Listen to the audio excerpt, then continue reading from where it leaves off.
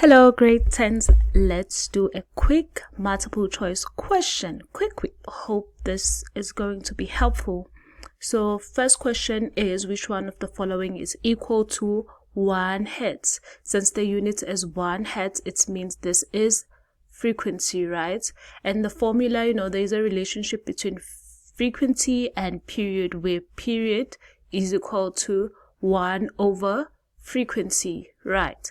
So we know that this can't be meters, this for distance, meters per second, because that's for speed, and then seconds and per second. Since this is 1 over, then the correct answer is 1 per second. Question 2. A very loud explosion can damage a person's hearing. This provides evidence that sound waves can be reflected. Is that true? No, it's not true. In this case, and then it can transfer energy. Yes, it can transfer energy, which is why it was able to damage a person's hearing. 1.3. What is the name given to the process by which a solid changes directly into a gas? So we are moving from a solid to a gas. Let's just do an example. So we have your ice cube, right, which is the solid. And then you have your gas, which is like the vapor, right?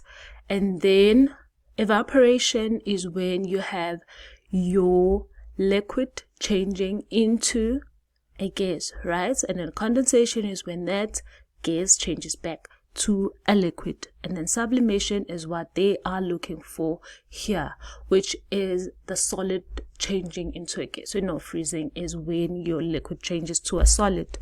Then the correct answer here is C.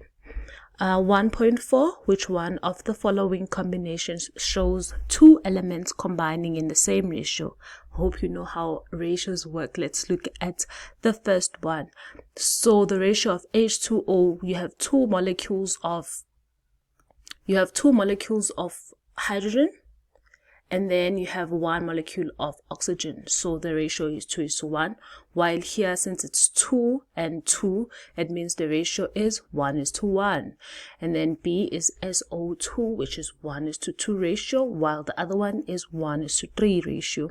And then C is 1:2 ratio, and this one we can also divide it, and then we get 1:2 ratio. So yeah, this is the answer. The correct answer is C, where you get, where you get 1:2 and then a 1:2 there. And then we know that it can't be D, where 1:2 and 1:3. What volume in decimeter cube does 1 gram of hydrogen gas occupy at STP? So for us to get that volume, so STP, we know that the volume at STP Vm is equal to 22,4.